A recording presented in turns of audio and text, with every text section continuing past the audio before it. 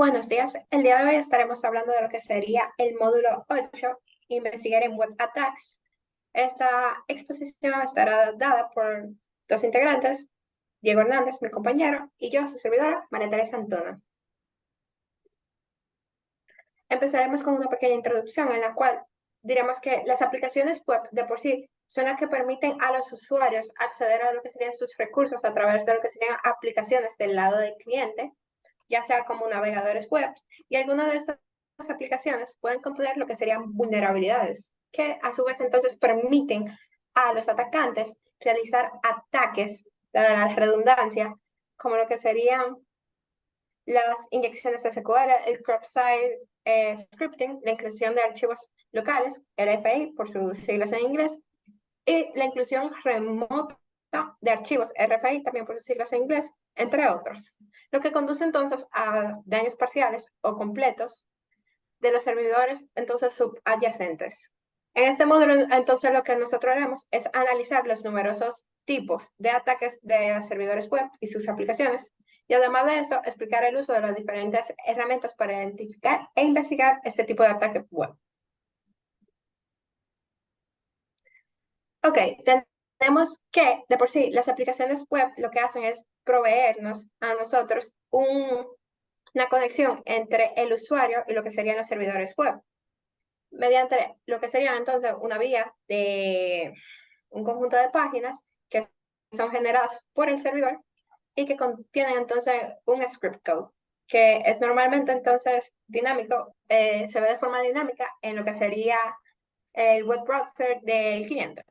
Entonces, de por sí, la aplicación web de Forense lo que hace es que involucra la recolección y el análisis de lo que serían los logs y otros artefactos, entre otras cosas, para lo que sería completar un camino de web request. Y a eso, entonces, lo que incluiríamos serían los web servers, las aplicaciones del server también, la base de datos, los eventos del sistema, etcétera, para entonces determinar la causa, la naturaleza y la perpetración del ataque que se realizó.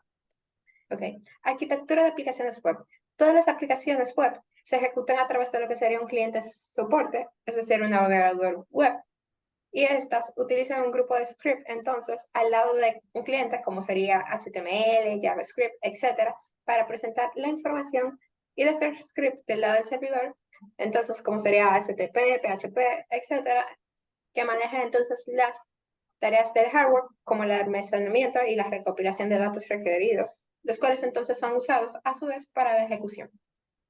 En la arquitectura de aplicaciones de web, como mencionamos anteriormente, lo de por sí, lo que se utiliza, lo que se hace es que los clientes utilizan los diferentes tipos de navegadores, sin importar el dispositivo y los servicios web externos que tienen Internet, para lo que sería la ejecución entonces de una aplicación a través de diferentes tipos de lenguaje.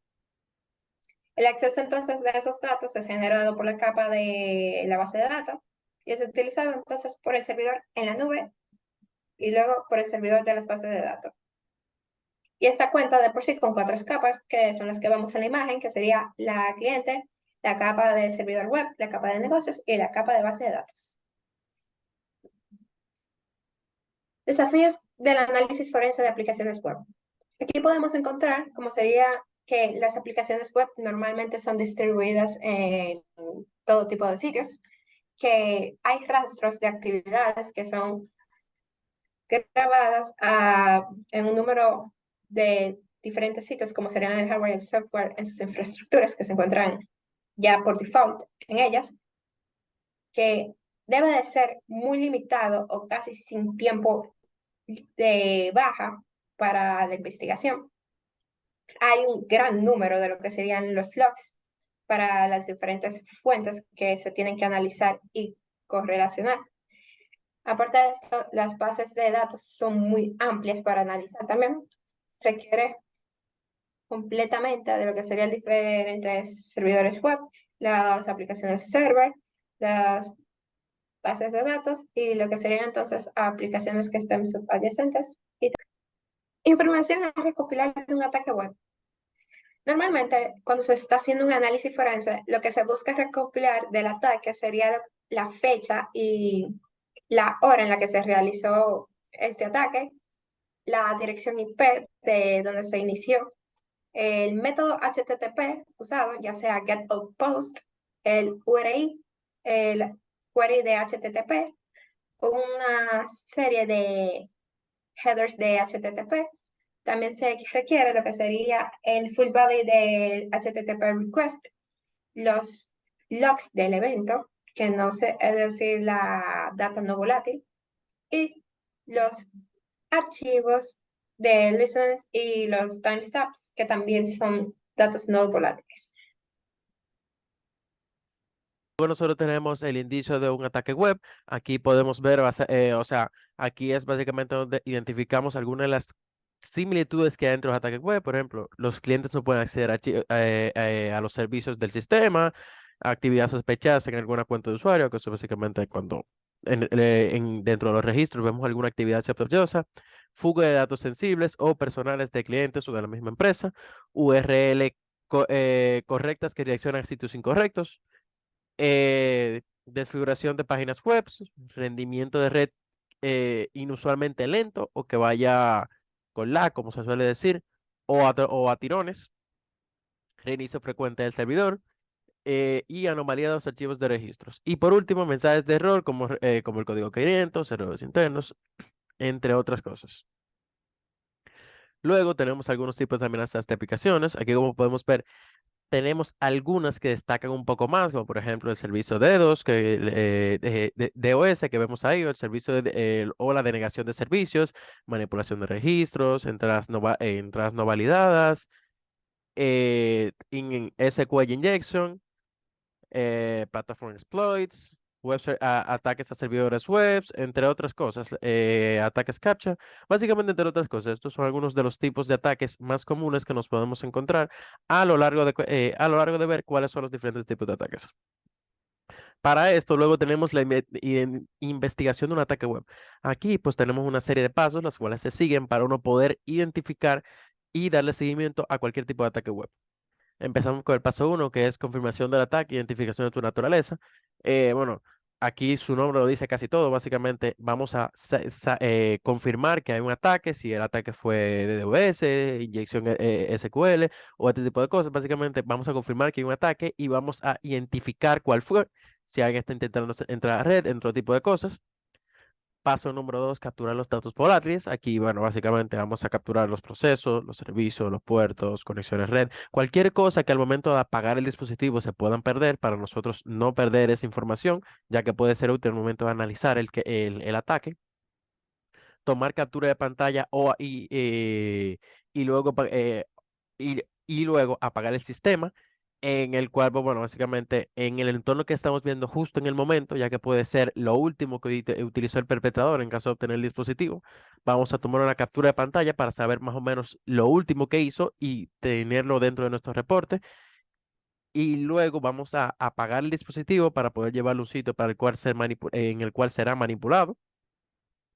Una vez manipulado, vamos a crear una imagen bit a bit del disco duro del sistema o un sistema instantáneo de la infraestructura virtual para iniciar la investigación que debemos hacer de este ataque poco a poco. Luego tenemos comprender el flujo de la aplicación, que es básicamente consultar la documentación de las aplicaciones, informes de prueba para comprender el funcionamiento normal de cada aplicación. Y una vez vemos esto, vamos a saber más o menos qué hay fuera de lo común para nosotros poder analizarlo dentro del ataque. Análisis de los archivos de registro, básicamente ver los archivos de registro en sitios web, en servidores, en aplicaciones, en base de datos, en cualquier tipo de cosa, pero básicamente analizar más o menos de entre hora y hora, poder a empezar a sacar pistas de dónde puede haber sido el ataque, cómo empezó o qué lo inició. Luego tenemos colección de archivos de configuración de aplicaciones y servidores. Eso es básicamente para recolectar cómo lo tiene configurado, qué hizo, porque debido a que esto nos puede dar un indicio de cómo fue el ataque. Eso es básicamente empezar tomando los indicios de cómo pudo haber empezado para uno poder analizarlo bien. Luego tenemos colaboración con el firewall y el DNS de los logs. Básicamente esto es que junto con el firewall va a monitorear el tráfico de red y almacenar esto de cada entrada de esto. Esto lo vamos a utilizar para saber por dónde fue el ataque. Bloquear el ataque, esto, bueno, básicamente como su nombre dice, debemos bloquear el ataque. Una vez lo tenemos todo analizado, debemos bloquear el ataque para poder actuar y que nos siga, el perpetrador no pueda tener acceso a nuestro dispositivo o nos siga realizando su cometido. Eh, Localización del ataque, del IP del ataque. Eso es básicamente, vamos a ver desde dónde fue hecho el ataque. Vamos a tratar de atraer la IP del perpetrador para tenerla en caso de pruebas de dónde vino el ataque y luego documentación completa del ataque en el cual vamos a tomar lo esencial y ponerlo en documentación para entregarlo para utilizar en casos legales. Ahora sigue mi compañera. Investigación de ataques web en Windows-based servers. Prácticamente aquí lo que se hace es que se corre en el Event Viewer para ver los logs en lo que sería el siguiente comando, que sería event wr.msc. Entonces, ¿qué se hace con eso? Se van a chequear los siguientes eventos sospechosos que han ocurrido, como lo sería el fin del servicio de registro de eventos, el archivo Windows de protección, si está inactivo en el sistema, y también revisar si el MS Telnet, este servicio, entonces se encuentra corriendo. Y por último, entonces aquí investigamos si se encuentra en el sistema, si alguien más ha intentado iniciar la sesión y esto ha fallado, o si han ocurrido diferentes intentos de iniciar sesión de otro dispositivo de forma remota. Aparte de eso, entonces, para hacer lo que sería una revisión de los archivos que se encuentran y su propósito, prácticamente lo que se hace es que se corre el comando netview ip-address, como se ve ahí en la imagen. También se verifica entonces que los usuarios qué usuarios están utilizando la sesión en el momento con net session. Se chequea si las sesiones que están abiertas en otros sistemas con el net use. Por otro lado, también se analiza lo que sería la net bias con el TCP/IP activity, que sería el net nbstat-s. Y por último, entonces se encuentra si el TCP y el UDP en estos puertos, entonces si ha habido alguna actividad inusual y se utiliza entonces el comando que sería nestat na en el CMD del dispositivo. Por otro lado, tenemos entonces que para encontrar actividades que se encuentran en el localhost que estén de forma ya programadas o que no se encuentran en programadas, entonces se corre el comando ssh task.exe para chequear para la creación de nuevas cuentas en el grupo de administrador. Entonces se pone lus-rmgr.msc.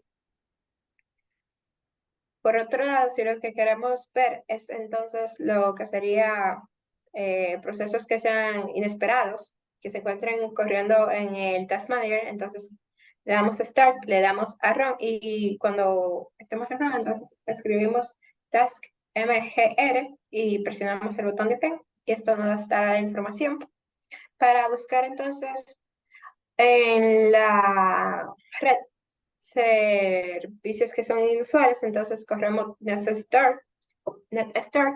Y por el último, aquí también tenemos entonces que para chequear el almacenamiento en sí que está utilizando el archivo, lo que hacemos, si se ha bajado, por ejemplo, la cantidad que se está utilizando o ha aumentado, entonces corremos la palabra dir para ver qué tanto está utilizando en el sistema. Como vemos aquí en esta imagen, tenemos al cliente que se trata entonces de conectar a Internet y aquí en el stack vemos lo que sería el HTTP protocol en el stack. Entonces, de por sí, aquí se nos presenta lo que sería el Internet Information Service, que es el IIS de Windows Server, y este de por sí es flexible, seguro y muy sencillo para lo que sería manejar servidores web para hacer hosting de cualquier cosa en la web. Aquí entonces, como vemos el stack, esto se conecta entonces a lo que sería el Windows Activation Service y el WW Service. Entonces, esto se puede conectar a su vez con lo que serían las external apps, o sea, aplicaciones externas con el host config. Y la pool de applications, prácticamente la piscina de aplicaciones, que es donde tenemos el server del servidor web. Aquí prácticamente lo que se hace es como que empieza el proceso de hacer request, de autenticar, el caché, entre otras actividades. Tenemos los módulos nativos, o sea, la autenticación anónima, el certificado IIS, el mapping, entre otros. Y por último, entonces tenemos el app domain, que es prácticamente el dominio de la aplicación, y este contiene entonces los módulos que se están manejando, y a su vez estos entonces tienen los formularios de autenticación.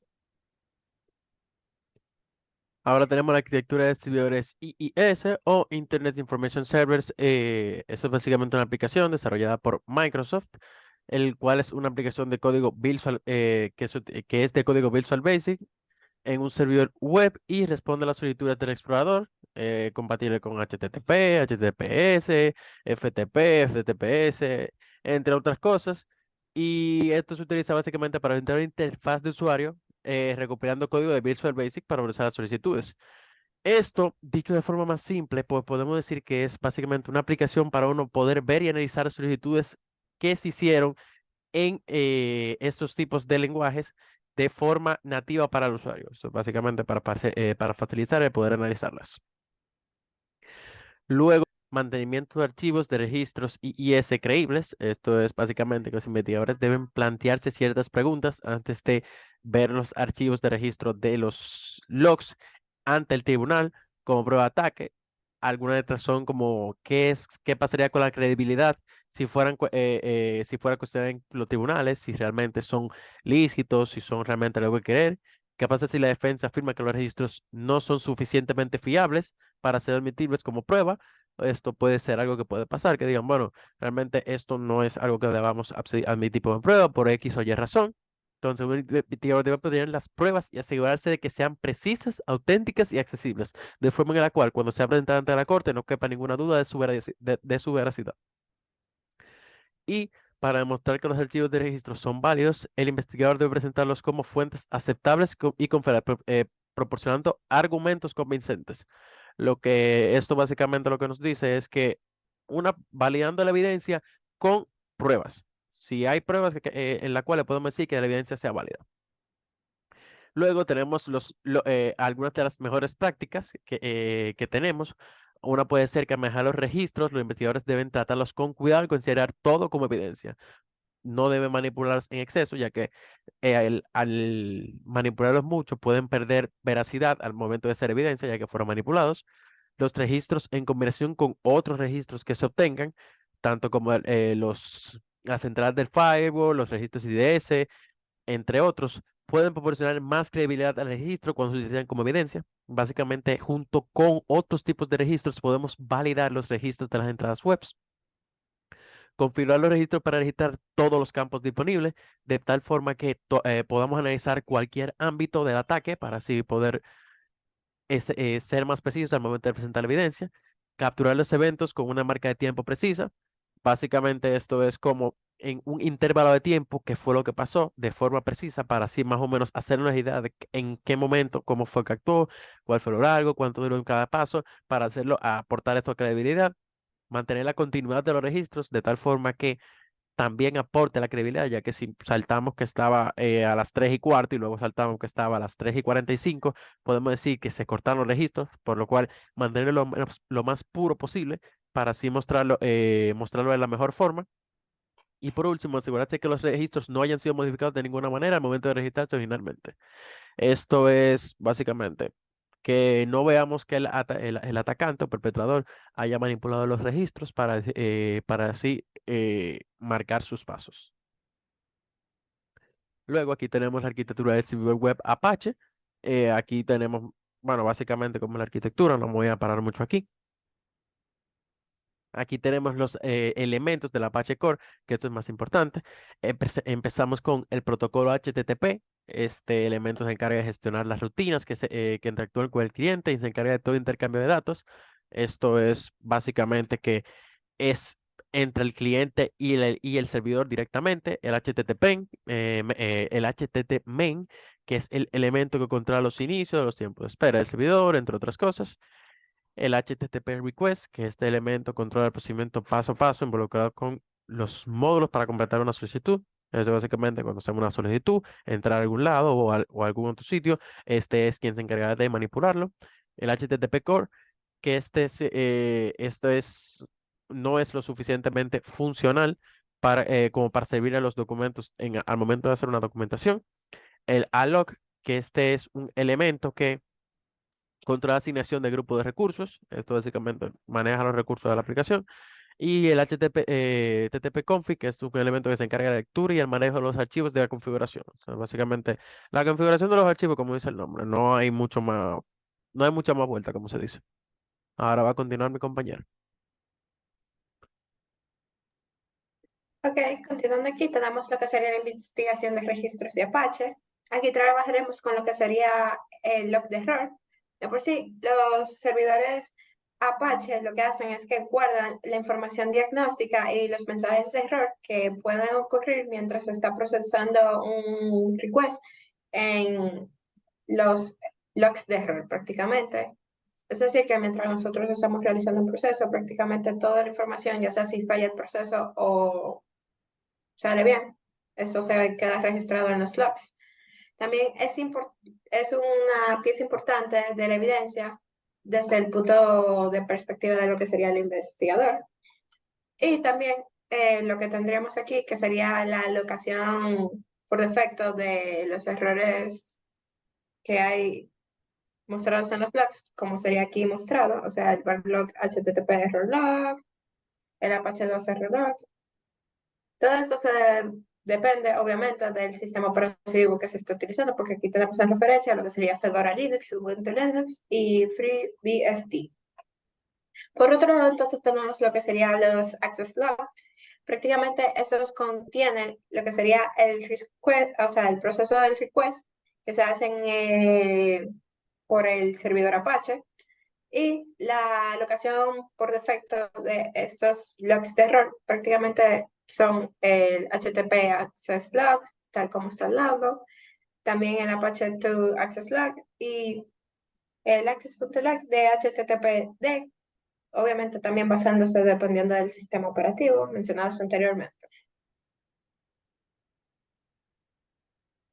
Por otro lado, tenemos entonces esto que son los access logs, prácticamente ese es el formato común que podemos encontrarlos, como vemos estas letras, o sea, el signo de porcentaje con la H, la L, prácticamente cada uno de estos tiene un significado. Aquí tenemos lo que sería un ejemplo de un log de entrada, como si se viera en un editor de texto. Aquí vemos, por ejemplo, al principio el 10.10.10, que obviamente le identificaríamos como sería ADP. JSON, la fecha, una hora, lo que se realizó, que sería get, con una imagen en JPG, etcétera. Y prácticamente aquí abajo lo que vemos en el cuadro son prácticamente los campos que pueden haber de los logs de Apache. Como vemos ahí, el porcentaje de ACK, decimos que aquí está un host remoto, si es un host que es local, el peso, si es un request que prácticamente se hizo un timeout, o sea, la cantidad de tiempo que se recorrió, si es remoto de parte otra vez del host, si se ha mantenido activo el proceso, entre otros. Y prácticamente para detallar más del ejemplo anterior, como ya mencioné, tenemos que 10.10.10.10 con el signo de porcentaje y la H sería la dirección IP del cliente o del host remoto. Entonces, el guión porcentual de y entonces tendremos que esta sería la información que se requiere, que no está disponible. JSON, porcentaje, entonces U, esta prácticamente sería el usuario o la persona que envió la solicitud. 17 de agosto, etcétera. Esa es la fecha concreta en la que se realizó y la hora con los segundos. También esto incluye lo que sería el UTC, representando entonces que esto viene de la zona horaria de África del Este. Por otro lado, entonces aquí tenemos el Get Image Content, que sería buscando entonces en el HTTP una imagen JPG. Aquí prácticamente lo que hace el usuario o cliente es que mediante el método entonces de request, la persona entonces lo que hace es que busca el recurso, es decir, la imagen en este caso, que es el JPG, y utiliza entonces el HTTP,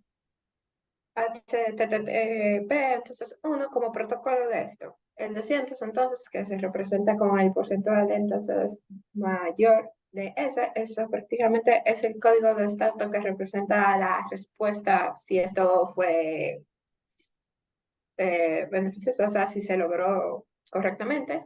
Y por último, el 1458 porcentaje entonces de B. O sea, prácticamente el servidor lo que hace es que devuelve el objeto y el tamaño que este tiene al cliente. Allí tenemos entonces lo que serían los Weblock Viewers. Tenemos dos tipos que serían el Deep Log Analyzer y el Weblock Expert. En el Deep Log Analyzer, prácticamente esto lo que nos presenta es una solución web analítica que nos permite entonces analizar los logs de lo que serían los servidores web, como serían el IIS de Windows, Apache o NGINX o Unix, Linux, entre otros más, como se presenta aquí en la imagen. Por otro lado, entonces tenemos que el Web Log Expert prácticamente es también un acceso, un analizador que nos permite acceder a los logs, que prácticamente nos permite analizar los logs de Apache, IIS y Nginx en servidores web.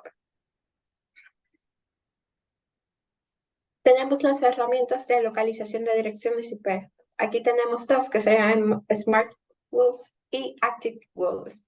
En Smart Rules prácticamente tenemos que es una utilidad de información de la red que nos permite buscar la información que se encuentra disponible de la IP. Aparte de eso, también nos deja ver el hostname y el dominio, incluyendo entonces el país, el estado, la provincia, ciudad y nombre de la red o sea, del proveedor de la red en sentido, y también del administrador y el contacto de soporte. Por otro lado, entonces, entonces Active Pubs, que prácticamente es una herramienta de red que nos permite encontrar la información acerca de la IP del dueño de O, por otro lado también, entonces, el dominio de Internet. Aquí, ¿qué podemos hacer? Determinar el país, la información personal y postal del dueño y aparte de eso también la dirección IP y del dominio. Ya con esto entonces concluimos toda la información recopilada del módulo 8. Muchas gracias por su atención.